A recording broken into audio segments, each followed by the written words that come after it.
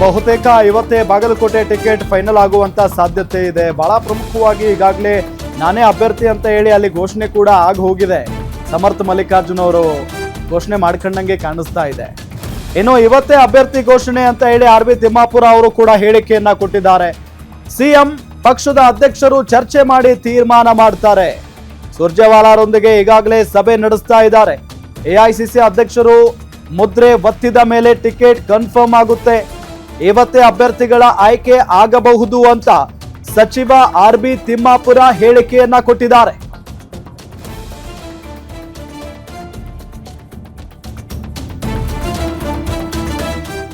ನಮ್ಮ ಮುಖ್ಯಮಂತ್ರಿಗಳು ನಮ್ಮ ಅಧ್ಯಕ್ಷರು ಚರ್ಚೆ ಮಾಡಿ ಸುರ್ಜೇವಾಲ ಸಾಹೇಬ್ ಜೋಡಿ ಚರ್ಚೆ ಮಾಡ್ತಾರೆ.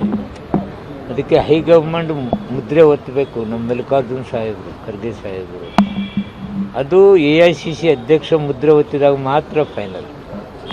ಮುದ್ರೆ ಒತ್ತಿದ ನಂತರ ನಿಮ್ಗೆ ಹೇಳ್ತಿದ್ದೀನಿ ಯಾವ್ದು ಕ್ಯಾಂಡಿಡೇಟ್. ಐ ಥಿಂಕ್ ಇವತ್ತೇ ಮಾಡ್ಬೋದು, ಡಿಲೇ ಆಗಬಾರ್ದಲ್ಲ, ಇವತ್ತೇ ಮಾಡ್ಬೋದು.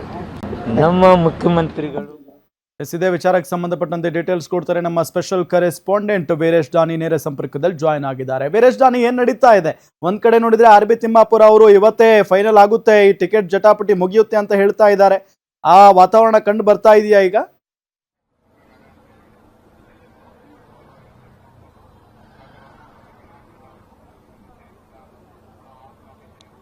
ರಾಮ್, ಬಾಗಲಕೋಟೆ ಹಾಗೂ ದಾವಣಗೆರೆ ದಕ್ಷಿಣ ಕ್ಷೇತ್ರದ ಟಿಕೆಟ್ಗಾಗಿ ಇದೀಗ ಕಾಂಗ್ರೆಸ್ನಲ್ಲೇ ಸಾಕಷ್ಟು ಹಗ್ಗ ಜಗ್ಗಾಟ ಶುರುವಾಗಿರುವಂಥದ್ದು. ಅದರಲ್ಲೂ ವಿಶೇಷವಾಗಿ ಸಾಕಷ್ಟು ಪ್ರತಿಷ್ಠೆ ಮತ್ತು ಪೈಪೋಟಿಗೆ ಕಾರಣವಾಗಿರುವಂಥದ್ದು ದಾವಣಗೆರೆ ದಕ್ಷಿಣ ಬೈ ಎಲೆಕ್ಷನ್ ಕ್ಷೇತ್ರ ಆಗಿರುವಂಥದ್ದು. ಹೀಗಾಗಿ ಅಲ್ಲಿ ಒಂದು ಕಡೆ ಉಸ್ತುವಾರಿ ಸಚಿವರಾಗಿರ್ತಕ್ಕಂಥ ಎಸ್ ಮಲ್ಲಿಕಾರ್ಜುನ್ ಅವರ ಸುಪುತ್ರ ಸಮರ್ಥ ಶಾಮನೂರ್ ಅವರು ಈಗಾಗಲೇ ನಾಮಪತ್ರವನ್ನು ಸಲ್ಲಿಕೆ ಮಾಡಿರುವಂಥದ್ದು.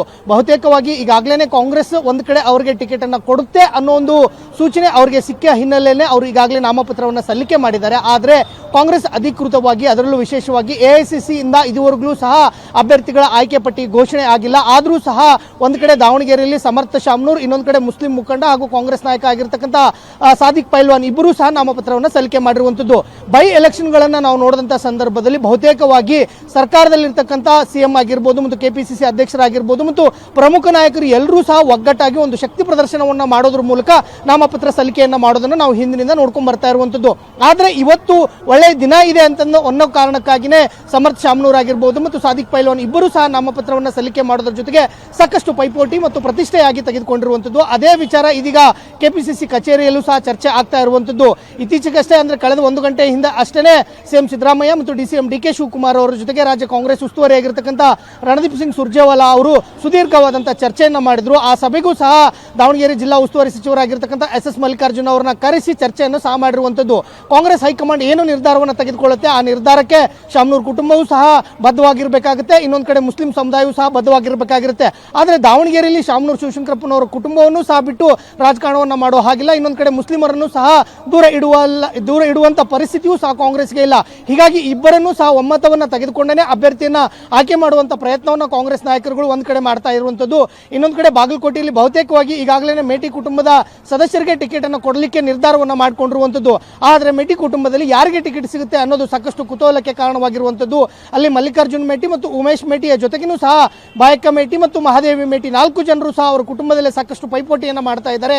ಹೀಗಾಗಿ ಅಲ್ಲಿ ಅವರ ಕುಟುಂಬದಲ್ಲಿ ಯಾರಿಗೆ ಟಿಕೆಟ್ ಅನ್ನು ಕೊಡ್ತಾರೆ ಅನ್ನೋದು ಸಾಕಷ್ಟು ಕುತೂಹಲಕ್ಕೆ ಕಾರಣವಾಗ್ತಾ ಇರುವಂತದ್ದು. ಈಗಾಗಲೇ ಸಿಎಂ ಮತ್ತು ಡಿಸಿಎಂ ಜೊತೆಗೆ ರಾಜ್ಯ ಉಸ್ತುವಾರಿ ಆಗಿರ್ತಕ್ಕಂಥ ಸುರ್ಜೇವಾಲಾ ಅವರು ಸಭೆ ನಡೆಸಿದ ಬಳಿಕ ಇದೀಗ ಕೆಪಿಸಿಸಿ ಕಚೇರಿಯಲ್ಲಿ 2 ಉಪಚುನಾವಣೆ ಉಸ್ತುವಾರಿ ಸಮಿತಿಗಾಗಿ ನೇಮಕ ಮಾಡಿರ್ತಕ್ಕಂಥ ಸಚಿವರಾಗಿರ್ಬೋದು, ಶಾಸಕರು ಎಲ್ಲರ ಜೊತೆಗೂ ಸಹ ಕೆಪಿಸಿಸಿ ಕಚೇರಿಯಲ್ಲಿ ಒಂದು ಸಭೆಯನ್ನ ಮಾಡ್ತಾ ಇರುವಂತದ್ದು.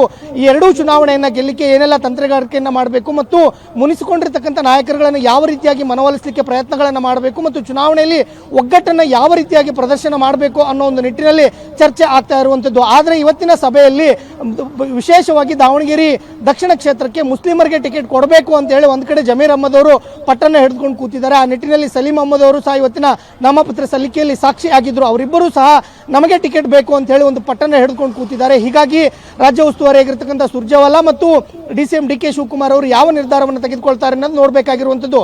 ಬಹುತೇಕವಾಗಿ ಇವತ್ತು ರಾಜ್ಯದಿಂದ ಎಐಸಿಸಿಗೆ 2 ಕ್ಷೇತ್ರಗಳ ಪರ್ಯಾಯ ಪಟ್ಟಿಗಳ ಅಂದ್ರೆ ಯಾರನ್ನ ಅಭ್ಯರ್ಥಿಗಳನ್ನಾಗಿ ಆಯ್ಕೆ ಮಾಡಬೇಕು ಅನ್ನೋ ಒಂದು ಪಟ್ಟಿಯನ್ನು ಎಐಸಿಸಿಗೆ ಕಳಿಸ್ಕೊಡ್ತಾರೆ. ಎಐಸಿಸಿಯಿಂದ ಪಟ್ಟಿ ಅಧಿಕೃತವಾಗಿ ಪ್ರಕಟವಾಗಬೇಕಾಗಿರುವಂತದ್ದು. ರಾಮ್, ಥ್ಯಾಂಕ್ ಯು ತಮ್ಮೆಲ್ಲ ಮಾಹಿತಿಗಾಗಿ.